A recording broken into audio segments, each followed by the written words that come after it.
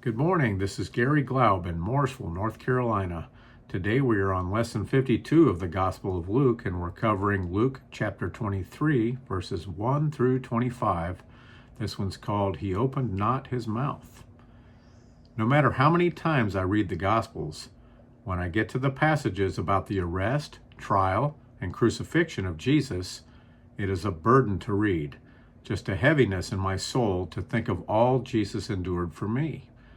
But at the same time that I feel the somberness of this occasion, I know that without the cross, we would not have relationship with God. The sacrifice that Jesus chose to perform is something that only he could do, but he still had to be willing. That willingness demonstrates a love like one we never have known before. He snatched victory from the grasp of Satan and changed the world.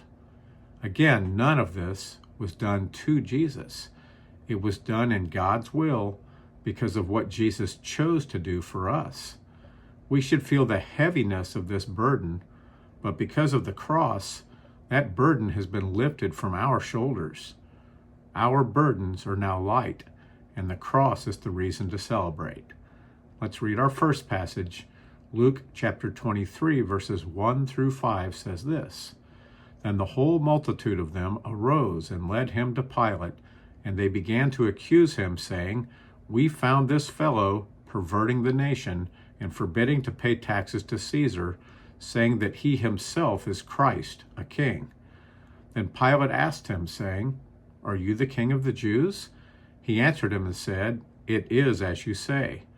So Pilate said to the chief priests and the crowd, I find no fault in this man. But they were the more fierce, saying, He stirs up the people, teaching throughout all Judea, beginning from Galilee to this place. This passage tells us that the whole multitude led Jesus to Pilate. I'm assuming this is the Sanhedrin, or at least the members of the Sanhedrin who attended this inquisition. Again, as the Sanhedrin was around 70 people, this is a large group that likely included other people too. As stated before, I doubt that either Nicodemus or Joseph of Arimathea were there, but that is just a guess based on the fact that both of these men stepped out of the shadows to take the body of Jesus down from the cross and prepare his body for burial. It could also have been that this inquisition pushed those two over the edge. As explained earlier, the Sanhedrin did have the power for a trial, and they could even give a sentence of death, but they were incapable of enforcing that death sentence. They must ask for the Romans to do that. Unfortunately for the Sanhedrin, blasphemy was not an offense that violated Roman law. Knowing this, notice that the Sanhedrin does not mention the charge they had against Jesus of blasphemy. Instead, their charge is sedition against Rome and against Caesar. A tenuous relationship existed between those involved in this kangaroo court. The Sanhedrin hated the Romans. Part of this hatred had to do with the religion of the Romans, polytheism. The Romans had a god for everything. But as offensive as that was to the Jewish religious authorities, they hated the Romans mostly for diffusing their power over the people. King Herod, specifically Herod Antipas, also had a part to play. Herod Antipas was the son of Herod the Great, and it was Herod the Great who tried to kill Jesus as a baby. Herod the Great learned about the birth of a prophesied king in Bethlehem from the Magi, the journeying kings of the East, and had all male babies who had been born in the previous 3 years in the region of Bethlehem killed. Joseph, alerted by this in a dream from an angel, took his family to Egypt, where they remained safe until Herod the Great had died and they returned to Israel, to Nazareth. After the death of Herod the Great, his kingdom was divided into fourths, and his son, Herod Antipas, was placed in charge of Galilee, Perea, which was east of the Jordan River, and the Dead Sea. Of course, it was Herod Antipas who had beheaded John the Baptist. Though they identified as Jewish, none of the Herods followed the Jewish law. Formerly Edomites, the Herod family turned to Judaism in 167 BC, but it was an attempt at increasing their influence in Judea.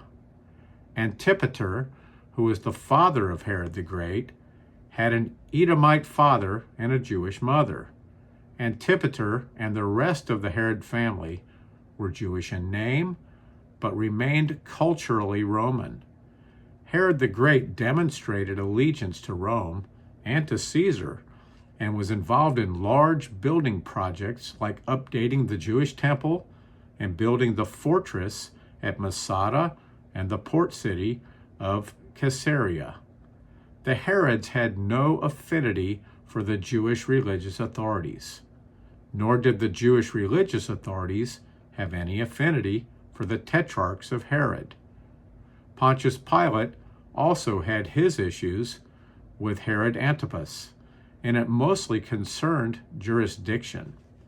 Sending Jesus to Herod Antipas was an attempt by Pilate to acknowledge that because Jesus was a Galilean, this decision should belong to Herod Antipas. Of course, this also seemed to be an opportunity to extricate himself from this situation, as Pilate found himself between a rock and a hard place. But notice that the decision must be made by the religious authorities, the civil authorities, and the governmental authorities. Pilate, the governmental authority, would have to make the final decision. The Sanhedrin, knowing that the charge of blasphemy would mean nothing to Pilate, tried to influence Pilate to follow through on its death sentence by convincing Pilate that Jesus was guilty of sedition against Rome. They said that Jesus was forbidding others to pay taxes to Caesar and Rome, which was a complete lie. This should remind us of one of the recent conversations between the Jewish legal experts and Jesus. Luke 20, verses 20 through 26 says this: "So they watched him and sent spies who pretended to be righteous, that they might seize on his words, in order to deliver him to the power and the authority of the governor. Then they asked him, saying, 'Teacher, we know that you say and teach rightly, and you do not show personal favoritism, but teach the way of God in truth. Is it lawful for us to pay taxes to Caesar or not?' But he perceived their craftiness and said to them, 'Why do you test me? Show me a denarius. Whose image and inscription does it have?' They answered and said, 'Caesar's.' And he said to them, 'Render therefore to Caesar the things that are Caesar's, and to God the things that are God's.'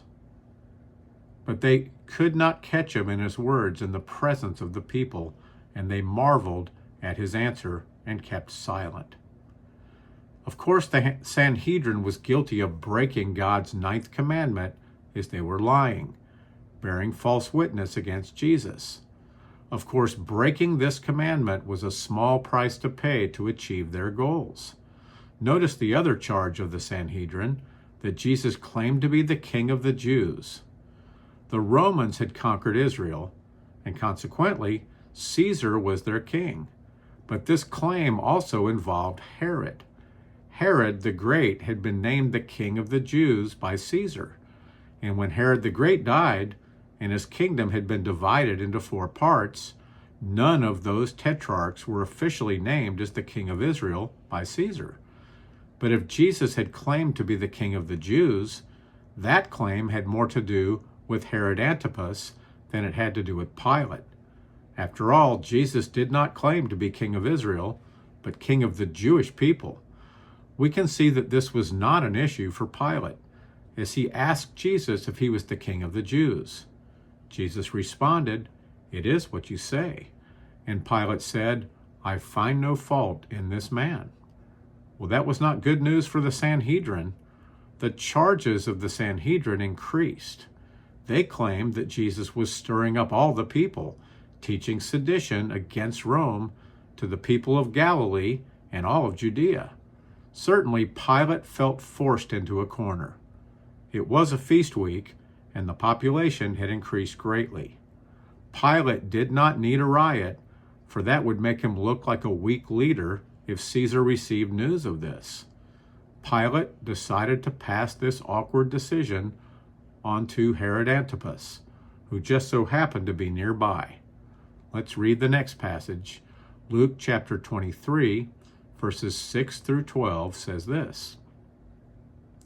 When Pilate heard of Galilee, he asked if the man were a Galilean. And as soon as he knew that he belonged to Herod's jurisdiction, he sent him to Herod, who was also in Jerusalem at that time. Now when Herod saw Jesus, he was exceedingly glad, for he had desired for a long time to see him, because he had heard many things about him, and he hoped to see some miracle done by him. Then he questioned him with many words, but he answered him nothing. And the chief priests and scribes stood and vehemently accused him. Then Herod, with his men of war, treated him with contempt and mocked him, arrayed him in a gorgeous robe, and sent him back to Pilate. That very day, Pilate and Herod became friends with each other, for previously they had been at enmity with each other. Herod Antipas was exceedingly glad to meet Jesus.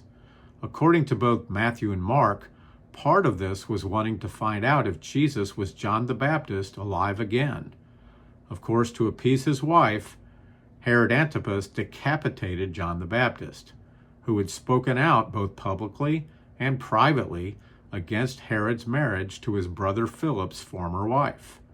In addition, Herod Antipas wanted to see Jesus perform a miracle. He certainly had heard of these miracles, as had everyone in Israel. It is sad that so many were drawn to the signs and wonders of Jesus, but missed his words of life. Herod asked Jesus many questions, but Jesus did not have a thing to say, fulfilling these prophetic words from Isaiah. Isaiah 53:7 says, "He was oppressed and afflicted, yet he did not open his mouth.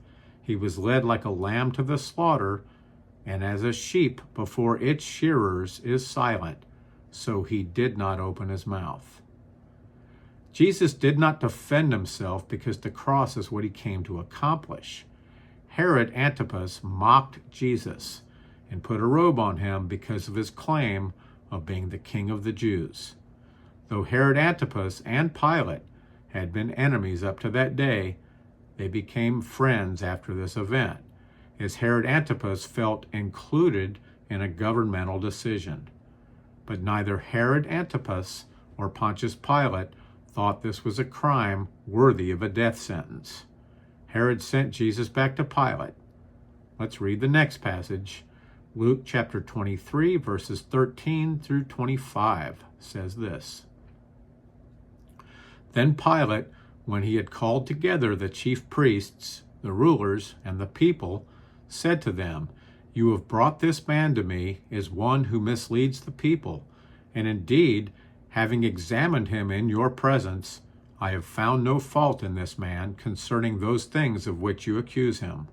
No, neither did Herod, for I sent you back to him, and indeed nothing deserving of death has been done by him.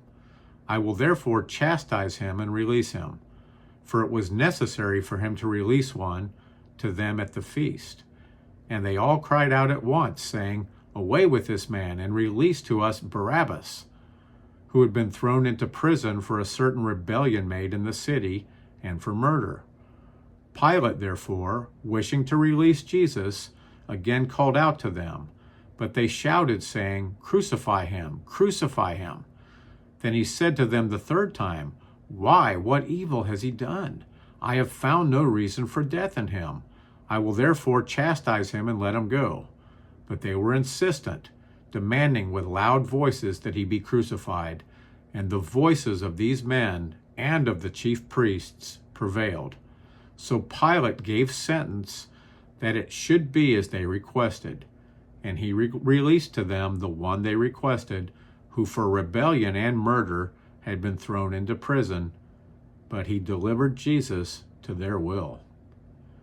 Had this occurred on a regular day, and not when the population in Jerusalem had increased 500%, Pilate's decision Not to have Jesus put to death would have been honored, but the Sanhedrin encouraged the animation of the crowd to affect Pilate's decision.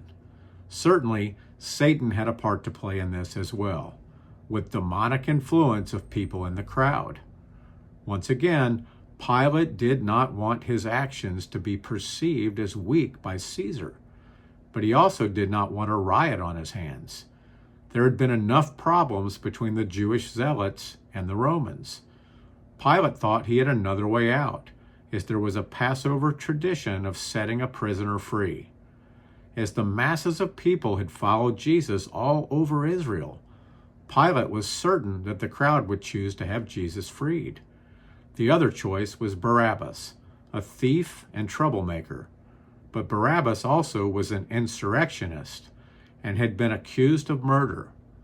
It is interesting that in Hebrew, the name Barabbas means son of the Father. One way or another, the son of the Father would be released. This event is described in all four Gospels, and that does not happen often.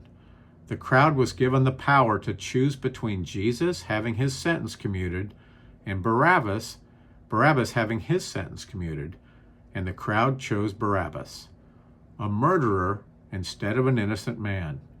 In Matthew's account, we get this additional information, Matthew 27, verses 24 through 26. When Pilate saw that he could not prevail at all, but rather that a tumult was rising, he took water and washed his hands before the multitude, saying, I am innocent of the blood of this just person. You see to it. And all the people answered and said, His blood be on us and on our children. Then he released Barabbas to them, and when he had scourged Jesus, he delivered him to be crucified. This was not what Pilate desired, but at the same time, Pilate could have refused to follow the crowd. He certainly had the military strength to enforce whatever decision he made. As believers, we are called to follow Jesus, but not follow the crowd. Matthew 7, verses 13 through 14 says this, Enter by the narrow gate, for wide is the gate and broad is the way that leads to destruction, and there are many who go in by it, because narrow is the gate and difficult is the way which leads to life, and there are few who find it. When Jesus called his disciples, he gave them simple and explicit instructions. Follow me. Jesus did not tell his disciples or us to follow the crowd, even the Christian crowd. We are to follow the leader, not anyone else. Jesus also told us, pick up your crosses and follow me. He might lead us into some difficult places, but we know that he only will lead us in the paths of righteousness for his name's sake. When we look at the events in the arrest, trial, and crucifixion of Jesus, it all seems like a series of events that could have ended differently. It was almost like the perfect storm, and certainly killing the Savior was the goal of Satan and all of his followers. But the death of Jesus on the cross would not have occurred had it not also been the plan of Jesus. Jesus chose the cross in the same way that he chose each of his followers. This is Garry Glaub in Mooresville, North Carolina. Have a blessed day.